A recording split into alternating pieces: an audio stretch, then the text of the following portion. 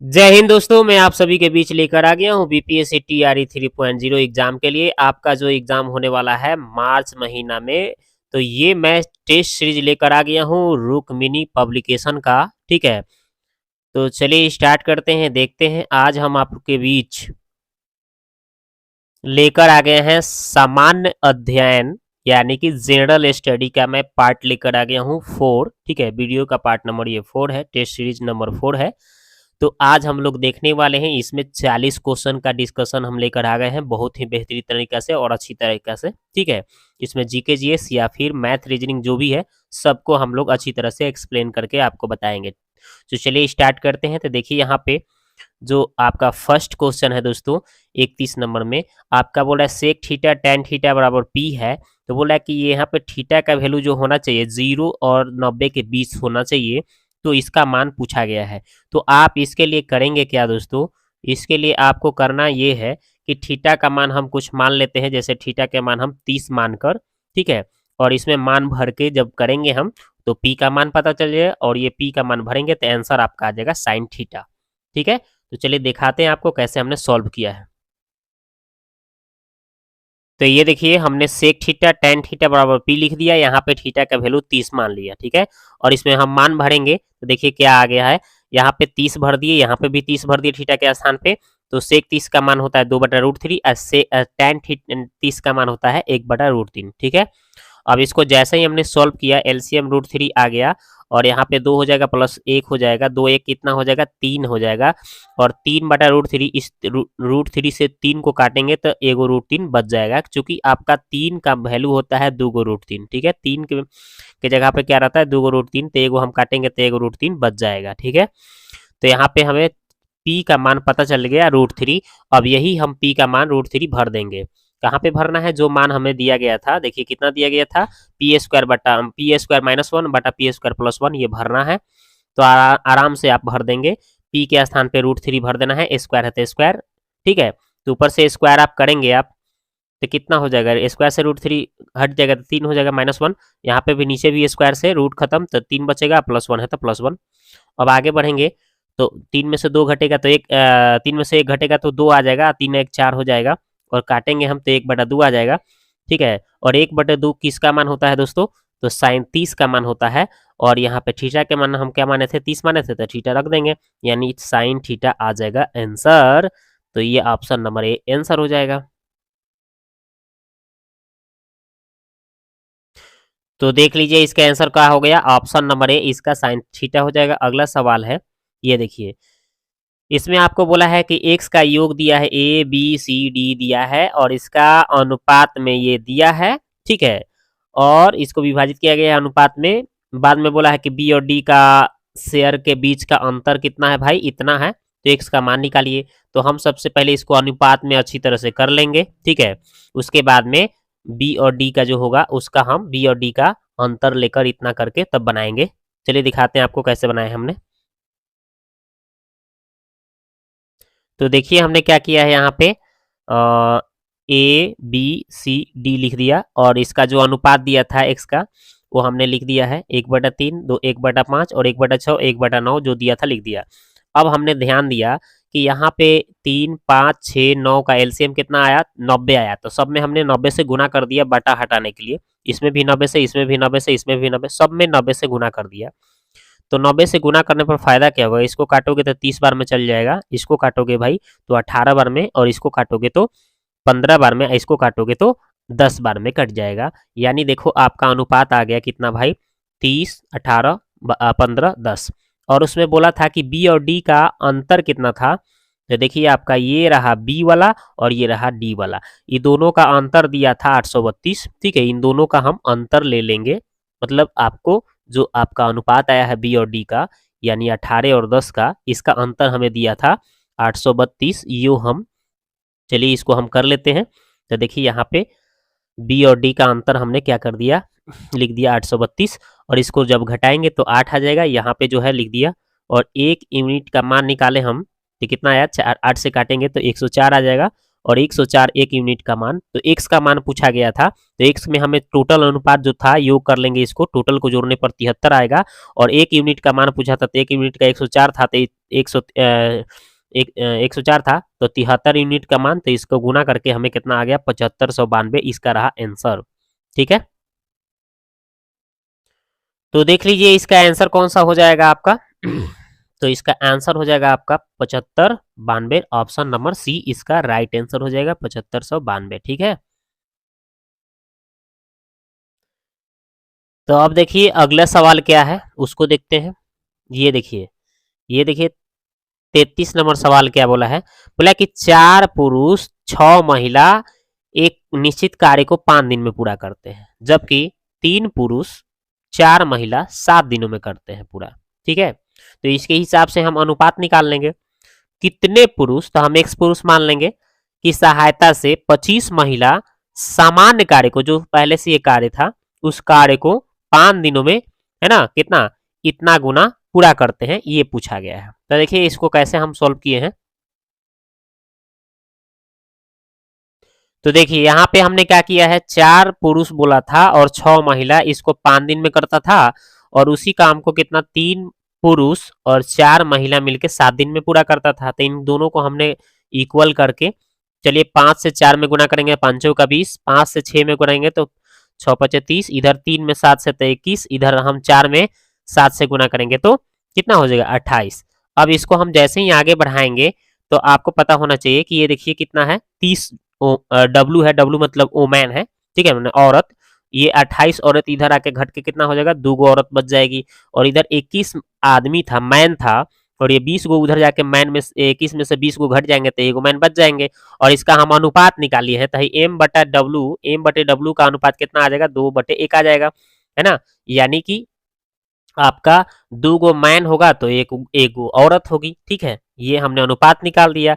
अब हमसे पूछा गया था उसी काम को, यानी 4 पुरुष और 6 महिला को 5 दिन में जो कर रहा था, है ना, उसी को कितना दिनों में, कितना आदमी भले, तो एक आदमी, एक मैन मान लिए थे, 25 औरत कितना 5 दिनों में करती थी, कितना गुनी 5, 2/1 के मतलब 5/4 हो जाएगा, इसी यही करती थी।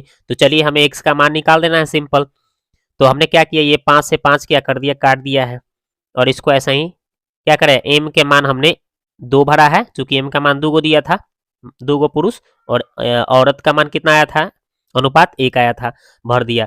इधरों हमने एक्स, और यहाँ पे मैन का 2 आया था ना, और 25, और इधर ओमैन का हमें कितना प्राप्त हुआ था, 1, है ना, और इसको हमने 5/2 था ना, तो 5 5 इसी तरह 2 ऊपर चला गया। ठीक है, आगे बढ़ेंगे, तो आगे बढ़ेंगे तो कितना हो जाएगा, देखिए इसको आप गुना करेगा तो 4 दूना 8, 6 कम 6, तब काट जुड़ जार के 14 हो जाएगा।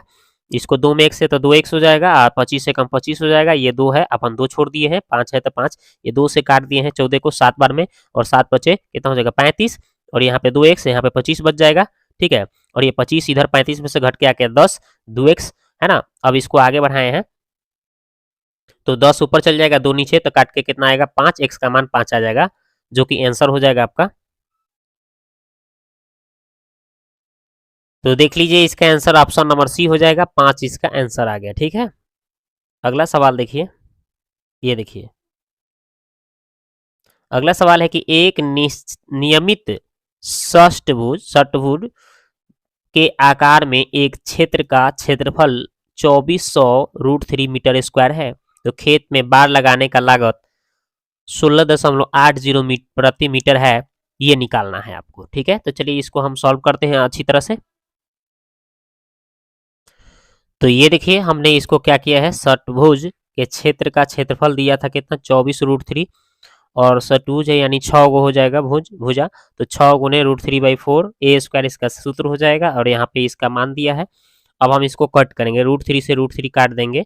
ठीक है, ये 6 से काटेंगे इसको तो 400 बेर में, और ये 4 से 400 में गुना करेंगे तो 1600 आ जाएगा, और 16 यहाँ पे स्क्वायर है तो उधर जाकर रूट चढ़ेगा, यानी 1600 का वर्गमूल 40 आ जाएगा ए का मान। ठीक है, अब आपसे पूछा गया है कि खेत में बाड़ लगाने का खर्चा, तो षट्भुज ऐसे कुछ इस तरह से बनेगा, तो 6 गो उसमें भुजा आएगा, 6 गो भुजा आएगा ना, तो 6 भुजा मतलब षट्भुज बनाइएगा जब, ठीक है, तो इस तरह से आपका 6 भुजा आएगा और ये 6 भुजा को आप परिमाप निकालेंगे, सब में निकाल बना तो कितना हो जाएगा 6a आ जाएगा इसका परिमाप।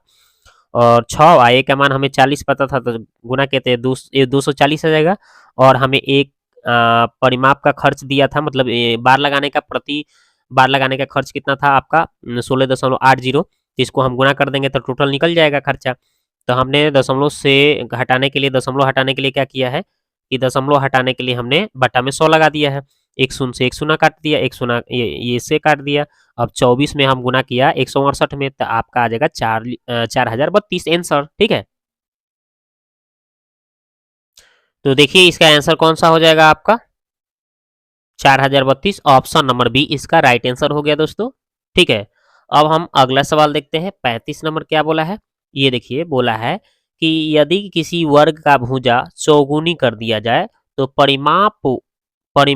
परिणामी वर्ग और दिए हुए वर्ग के क्षेत्रफलों का अनुपात पूछा रहा है। ठीक है, तो चलिए दिखाते हैं आपको कैसे हमने बनाया है।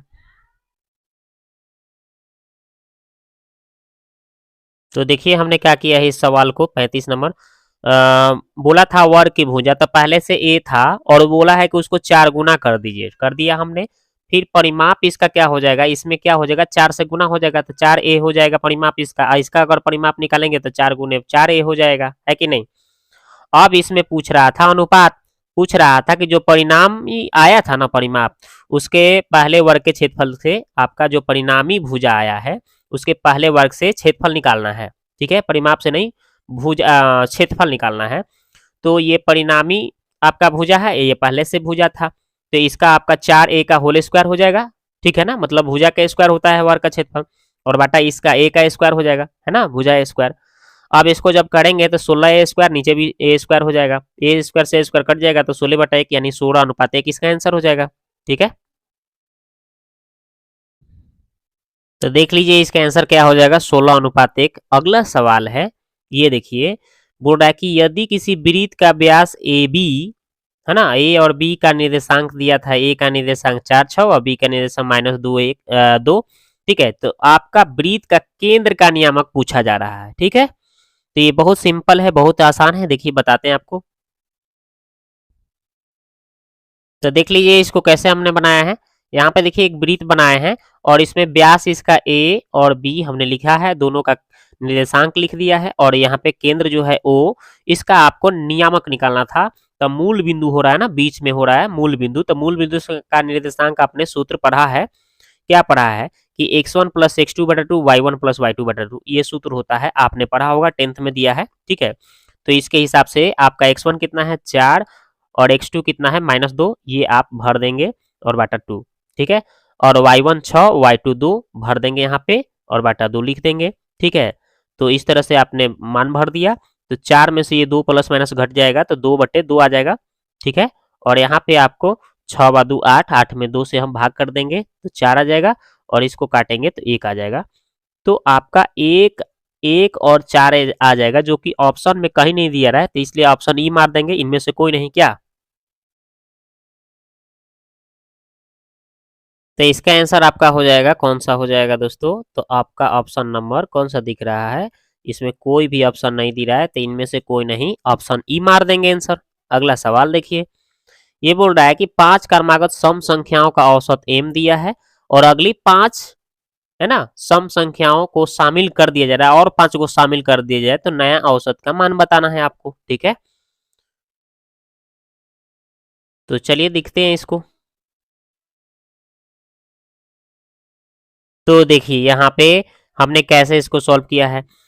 तो इसका औसत दिया है हमें, तो हमने पहला x माना, दूसरा x+2 x+4 x+6 x+8 ठीक है, तो ये हमने मान लिया, ये कितना 5 गो दिया था, तो ये हमने बोला था कि उसमें बोला है कि 5 सम संख्याओं का औसत पूछ रहा था, तो 5 सम संख्याओं का क्रमागत रूप से हमने मान लिया, एगो x माना, एगो x+2 एगो x+4 एगो x+6 एगो x+8। ठीक है, और इसमें औसत की बात करें तो बीच वाला क्या है, आपको दूगो इधर से छोड़िए, बीच वाला क्या है x+4 का औसत कितना दिया था m। ठीक है, आगे बोल रहा था कि नया कुछ शामिल कर दिया जाए 5 गो और। ठीक है, जो पहले से ये जो 5 गो था उसमें और 5 गो शामिल कर लीजिए। पहला देखिए, दूसरा देखिए, तीसरा देखिए, चौथा देखिए, पांचवा देखिए, 5 गो ये पहले से था, 5 गो 1 2 3 4 5 गो और शामिल कर लिए, हम 2-2 बढ़ाते चले गए, ठीक है? तो 10 गो हो गया। अब इसका हमें पूछा गया था नया औसत मान, तो इसके बीच वाला देखिए, इधर से आप 4 छोड़ दीजिए, ठीक है? इधर से नहीं, इसको आपको बीच वाला देखना है दोस्तों, ठीक है? तो इधर से आप 4 छोड़ दीजिए, ठीक है?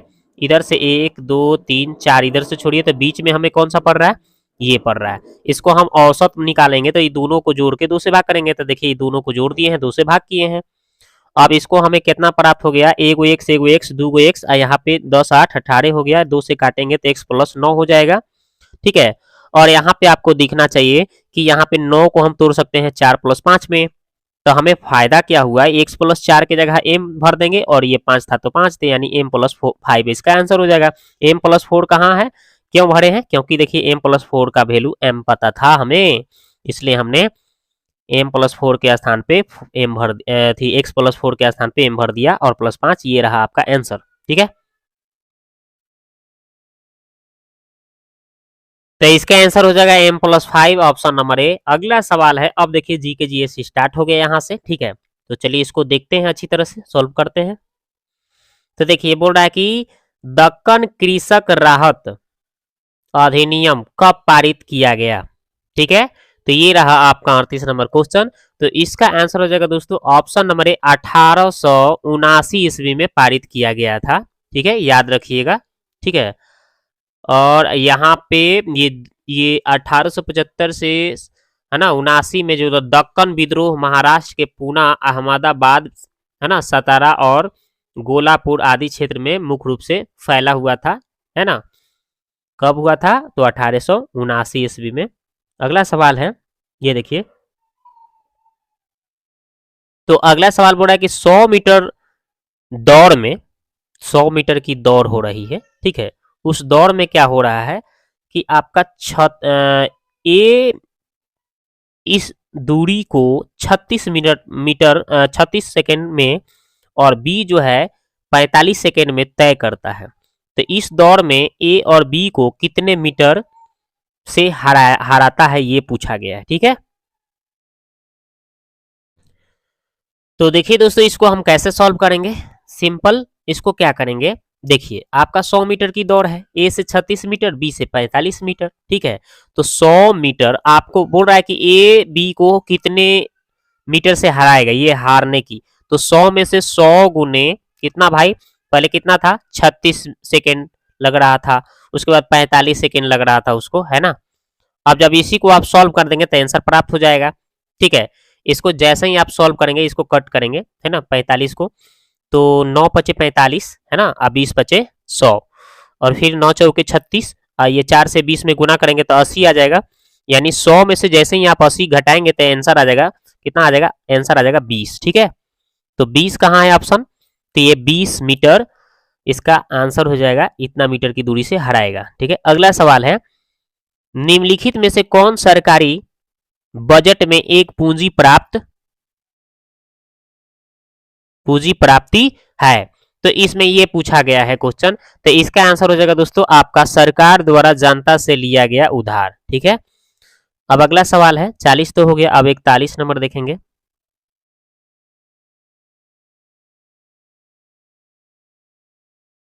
देखिए, तो ये 41 नंबर क्वेश्चन बोला गया है दोस्तों, बोला गया है कि किसी प्राणी के प्लाज्मा में हेमोग्लोबिन का विलय हो जाता है। तो हेमोग्लोबिन का विलय हो जाता है, तो आपका केंचुआ जो होता है ना, उसमें हो जाता है, ठीक है? हेमोग्लोबिन का विलय कहाँ होता है? तो केंचुआ के प्लाज्मा में होता है, याद रखिएगा, ठीक है? अगला सवाल है कि हाल ही में किस भारतीय महिला पर्वतारोही ने तुर्की की सबसे ऊंची चोटी माउंट अरारत को फतह कर तिरंगा फहराया? तो इसका आंसर हो जाएगा दोस्तों लक्ष्मी झा। कौन से? लक्ष्मी झा।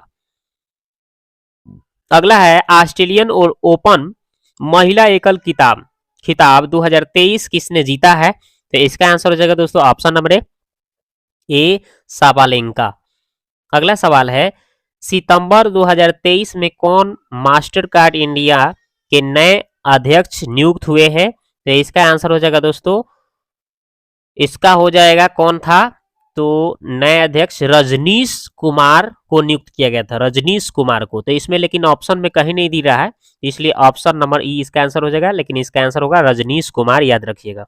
अगला सवाल है, कह रहा है कि 2 ओम 3 ओम 5 ओम के 3 प्रतिरोधक को समानांतर क्रम में जोड़ा गया है, 20 वोल्ट के विभवांतर संयोजन के सिरों पर लगाया गया है, तो 3 ओम प्रतिरोधों के सिरों का विभवांतर क्या होगा?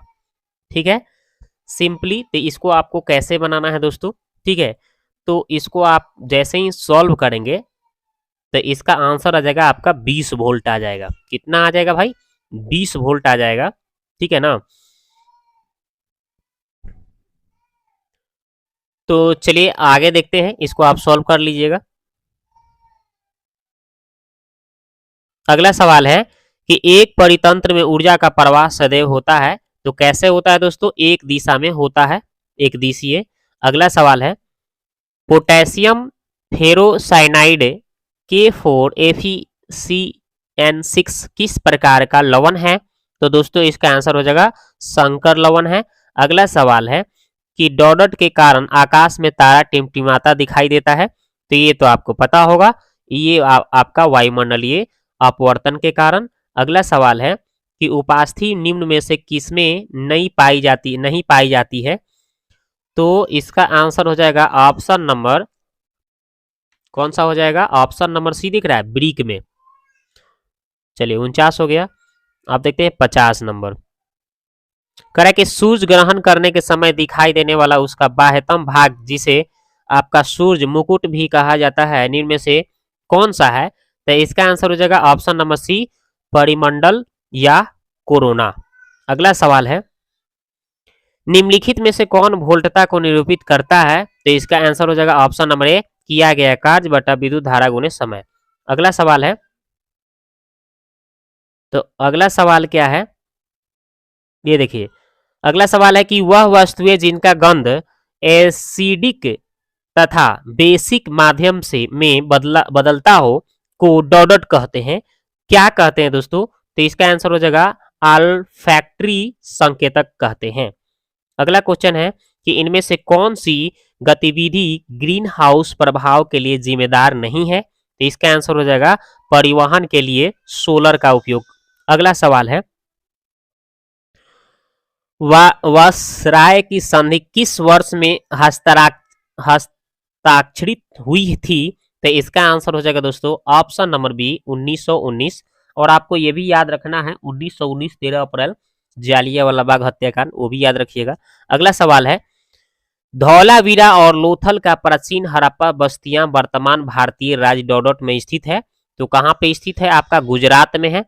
अगला सवाल है, बुद्ध के गृह त्याग के उपरांत उसके गुरु कौन थे? तो इसका आंसर हो जाएगा ऑप्शन नंबर ए, आलार कलाम। 56 हो गया, आप देखते हैं 57।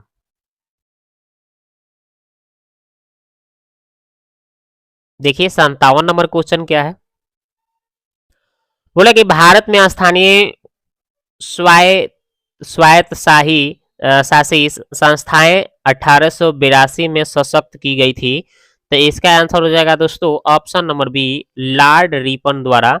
अगला सवाल है कि 2011 की जनगणना के अनुसार भारत की साक्षरता दर कितनी थी? तो इसका आंसर हो जाएगा दोस्तों ऑप्शन नंबर ए, 74.0%। अगला सवाल है कि 1903 में दक्षिण अफ्रीका में महात्मा गांधी ने किस अखबार की स्थापना की थी? तो इसका आंसर हो जाएगा इंडियन ओपिनियन की स्थापना की थी। अगला सवाल है, भारतीय संविधान के किस अनुच्छेद के तहत राष्ट्रपति मृत्युदंड को क्षमा कर सकते हैं? तो इसका आंसर हो जाएगा दोस्तों ऑप्शन नंबर सी, अनुच्छेद 72। अगला सवाल है कि निम्नलिखित कथनों में कौन सही है? तो इसका आंसर हो जाएगा ऑप्शन नंबर आपका ए, राज्यसभा के बाहर सदस्यों को राष्ट्रपति द्वारा नामित किया जाता है, ये सही है। अगला सवाल है, भारत के मूल संविधान में क्रमशः कितने अनुच्छेद और अनुसूचियां थी? तो इसका आंसर हो जाएगा दोस्तों ऑप्शन नंबर ए, आपका 395 आपका अनुच्छेद है और 8 अनुसूचियां है। अगला सवाल है कि निम्नलिखित में से किस महासागर का सबसे गहरा बिंदु जावा गर्त है? तो इसका आंसर हो जाएगा दोस्तों ऑप्शन नंबर सी, हिंद महासागर हो जाएगा। अगला क्वेश्चन है, यूनेस्को की विश्व विरासत सूची में शामिल की गई रामपा मंदिर कहाँ स्थित है? तो इसका आंसर हो जाएगा दोस्तों तेलंगाना में स्थित है। अगला सवाल है कि निम्नलिखित में से कौन सी एक शीत स्थानीय पवन है? तो इसका आंसर हो जाएगा दोस्तों ऑप्शन नंबर बी आपका मिस्ट्रल। मिस्ट्रल।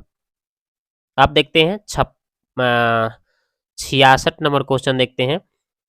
आदि शंकराचार्य द्वारा स्थापित 4 मठ है, तो कहाँ पे है? तो इसका आंसर हो जाएगा दोस्तों ऑप्शन नंबर कौन सा हो जाएगा? सी आपका जोशी मठ, द्वारका, गोवर्धन, श्रृंगेरी। ठीक है। अगला सवाल है कि निम्नलिखित में से कौन सा एक सल्फा औषधि है? तो इसका आंसर हो जाएगा दोस्तों ऑप्शन नंबर सी सिबाजोल। अगला सवाल देखिए कि इनमें से कौन सा संगठन जलवायु परिवर्तन के प्राकृतिक, राजनीतिक एवं आर्थिक प्रभावों के साथ साथ इसका उद्देश्य परक वैज्ञानिक दृष्टिकोण प्रदान करता है? तो इसका आंसर हो जाएगा option number A inter government panel on climate change. अगला सवाल है, ये देखिए निम्नलिखित में से कौन से 2 क्षेत्रों भारत के प्रमुख जैव विविधता का स्थल है? तो इसका आंसर हो जाएगा दोस्तों ऑप्शन नंबर बी पश्चिमी घाट और पूर्वी हिमालय। अगला सवाल है, निम्नलिखित में से कौन सी रसायन या गैस ग्रीन हाउस प्रभाव उत्पन्न होने के लिए उत्तरदायी है? तो इसका आंसर हो जाएगा दोस्तों ऑप्शन नंबर बी आपका जलवाष्प, कार्बन डाइऑक्साइड और CFC। ठीक है। तो ये इसका आंसर हो गया। ठीक है, ऑप्शन नंबर बी। तो दोस्तों ये वीडियो आपको कैसा लगा आप जाके कमेंट बॉक्स में एक प्यारा सा कमेंट करें। मिलते हैं नेक्स्ट वीडियो में इसी तरह से आपके साथ।